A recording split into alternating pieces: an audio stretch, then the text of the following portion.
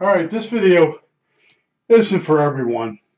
First off, I want to say that when you do a crystal radio set and you really get into it, you're going to take a bunch of 1N34 diodes that you've acquired over the years, and you're going to make a little fixture and you're going to change the diodes and on a weak signal. And you'll notice that some of the diodes are going to give you more signal than other ones. Same diode 1N34. So I started thinking about this, and what caused this to come to my mind was I watch Shango does radio repairs, and then he takes them out into the desert, and he shows you which one performs the best. Now I'm starting to realize something. Now this is a channel master up here, and the antenna is about a half-inch longer than the other one, than this Sony one down here. Now, the channel master is a Sanyo. This is a Sony, and he was testing one of these Sonys, and it wasn't as sensitive as one of the other radios. And I'm thinking maybe he just didn't recap. But I own enough long-distance radios. Now, this is a Super Fringe. I own enough of these that I told you I started figuring out which weak stations during the day. You can't really compare radios at night when stuff is skipping in and out. You just can't do it. So you want to test sensitivity.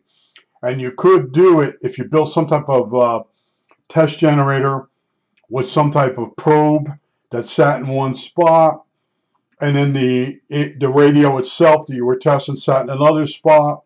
You probably could do it. You could probably figure out which radio has some best sensitivity. Now, in some models of radios, they quote microvolt sensitivity. Now, why are some of these radios more sensitive than others? And I'm starting to look at remember I just mentioned when this video started, was it a 1N34 diode? You can find differences in those diodes. Well, this Channel Master Super Fringe uses germanium transistors, and this one uses silicon.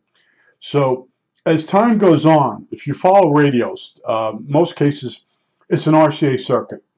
It's a patented RCA circuit that these different companies use. Well, anyway, this has germanium, this has silicon. Well, a germanium transistor, the amount of signal to get it to turn on is lower than a silicon. So what they did on this radio was they put this circuit using silicon, and it does work, but is as sensitive as this one. That's what I'm starting to close in on. At first, I thought it was the length of the ferret rod, and then I started thinking, Shango did a tube radio. He took it out in the desert, and the thing was blowing everything away. I think it was a Philco. And I'm like, and I'm starting to think, all right, what's the threshold on a tube versus a germanium transistor? Well, it's better. It's more sensitive than a germanium transistor. The downside is the tube uses more energy. So as time goes on, they created transistor radios, and they know the consumers are pretty stupid. They just know that. And they produced a lot of 6 transistor radios that could only get local stations. So when people complain, they come out with these Fringe radios. So was a long distance radio. The circuit is with tubes. You can get it with tubes or with transistors. And there were magnetic antennas, they shaped like a magnet.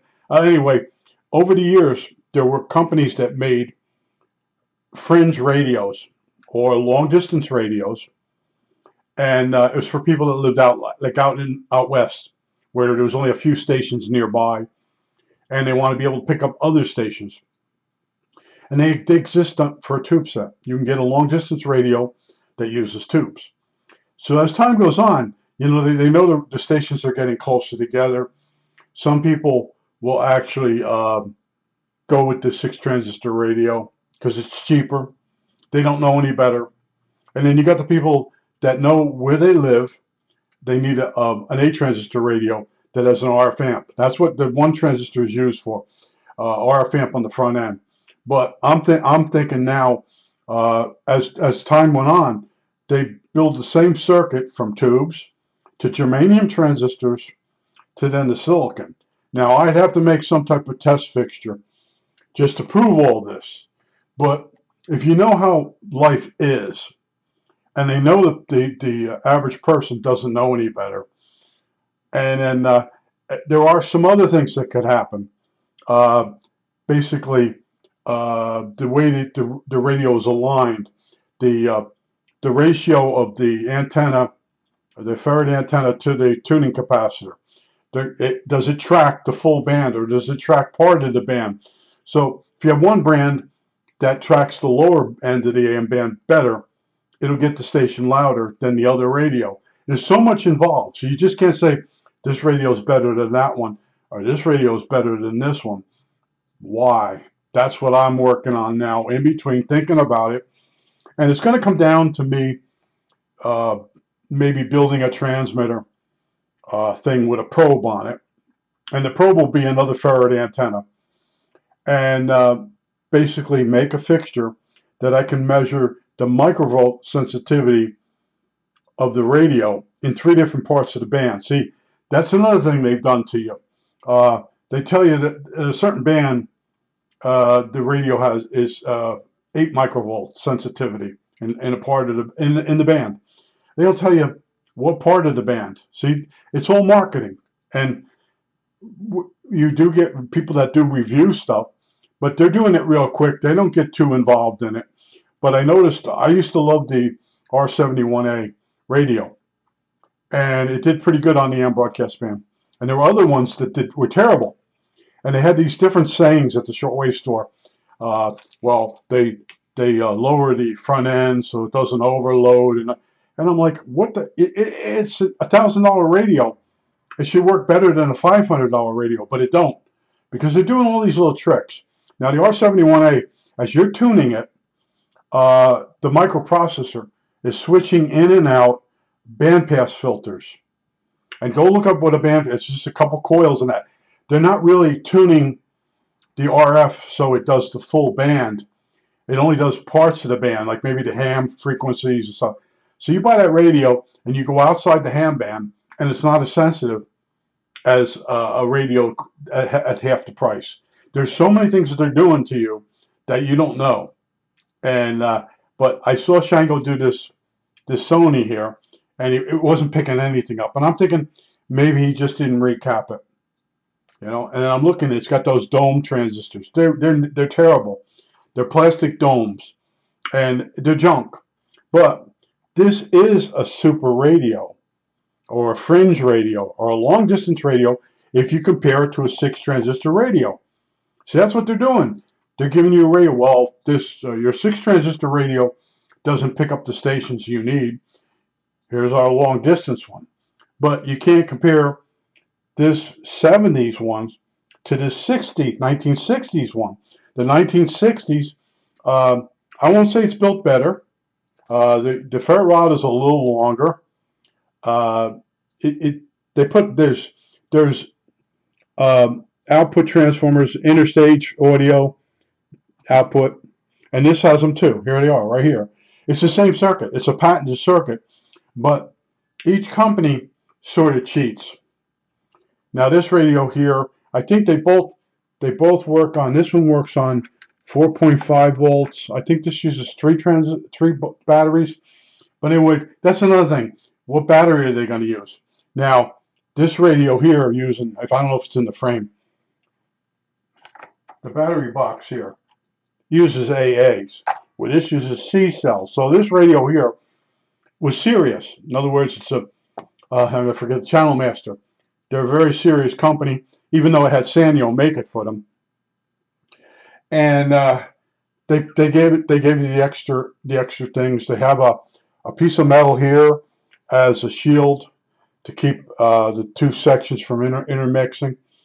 So this was made as a serious radio. People in a certain area can't get to stations.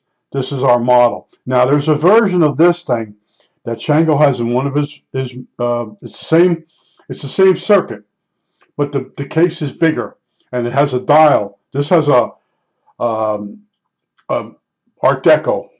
I'll call it an Art Deco. I'll flip it over, let you see it. Here's an Art Deco. Hopefully it's in the frame. You want to DX with this thing. Let me see if it's clear enough.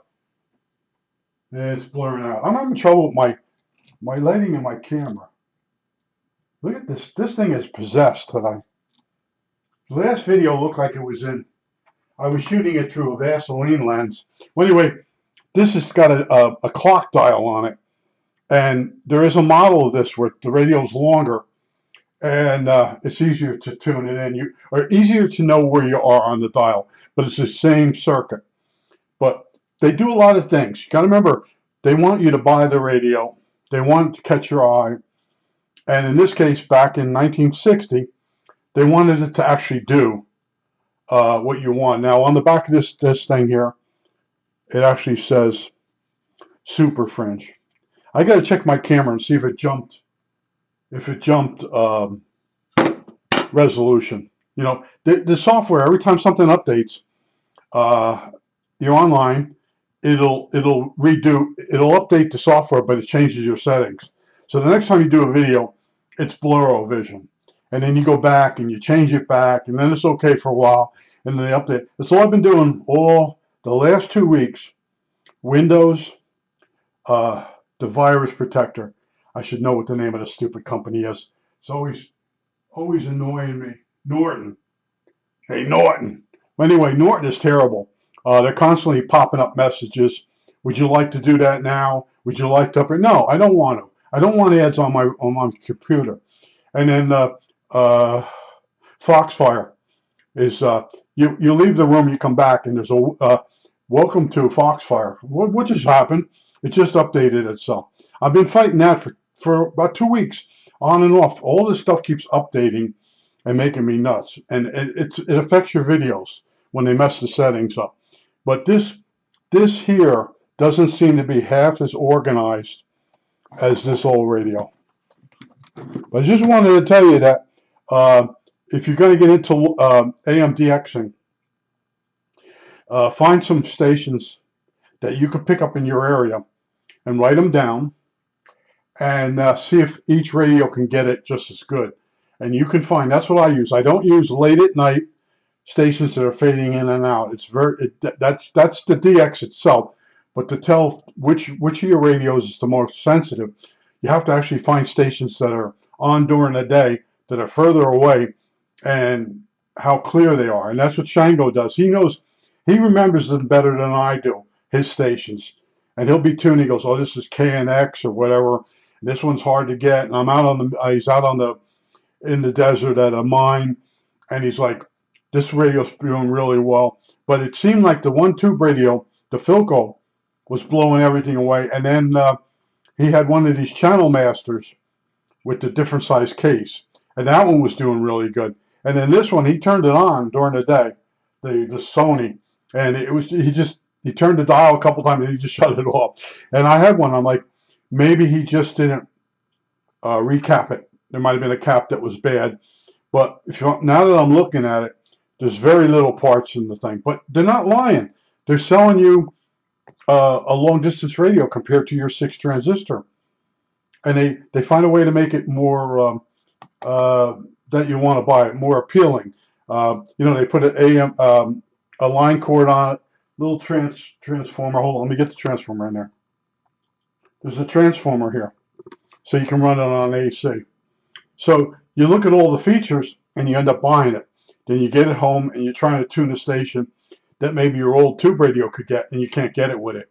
But they're not lying to you. It is a long distance radio compared to a 6 transistor radio because it's got that extra transistor in the front end to amplify the signal as it gets into the radio. Once the signal isn't inside the radio case, there's nothing you can do to make it come back. And that's why some of the real old radios, they have square bar antennas. And this one's about 7 inches. 7 inches long. And this is 6¼ inches long. And the one Radio Shack radio that I was selling, the long distance, I have one. It uses a FET front end, and maybe that's what they were trying to make up for the fact that instead of putting a germanium in the front, because they weren't available or they're harder to get back in the 70s, so they put a FET in it. I don't have that model. I have the older model, which has, I think, germanium. Now I'm gonna have to compare some of my radios too, and because you gotta remember, you gotta have it recapped, you have to have it calibrated, and then you can compare one to the other.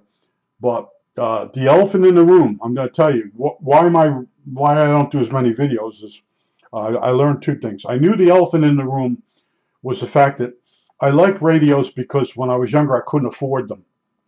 So now that I'm older and have some money, I buy radios.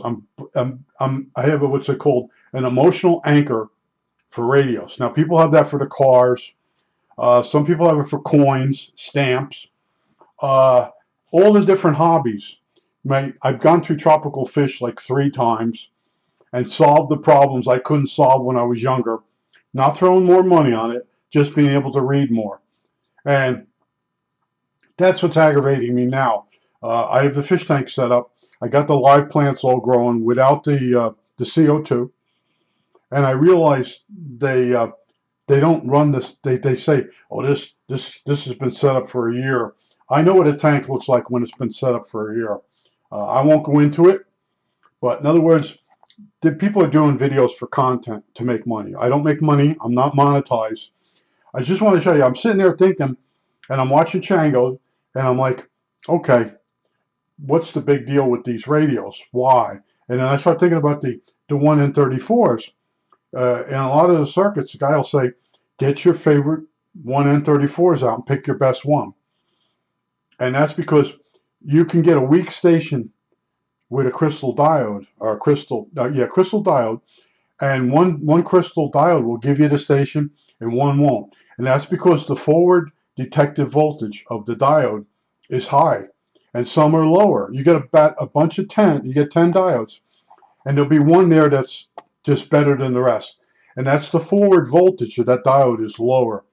And in these radios, the front end with a germanium transistor or a FET should have better sensitivity. Now, I don't know if a FET, when it's in the circuit, is more sensitive than the germanium. All I know is they don't put the germaniums in anymore because they're really not. You can buy them on the used market, but I don't think anybody's making them anymore. But a germanium diode, its forward voltage to turn it on is lower than a silicon diode, and I think that's part of the problem. Because when Shango did the tube radio, I'm looking at them like, why is this so much better than the transistor ones that he brought with him? But your super radio, I have one of those first ones that's all leather with the steel metal front, looks like a car grill. That works really well, and that has germanium transistors in it. There's probably a real reason, but you have to have a piece of test equipment.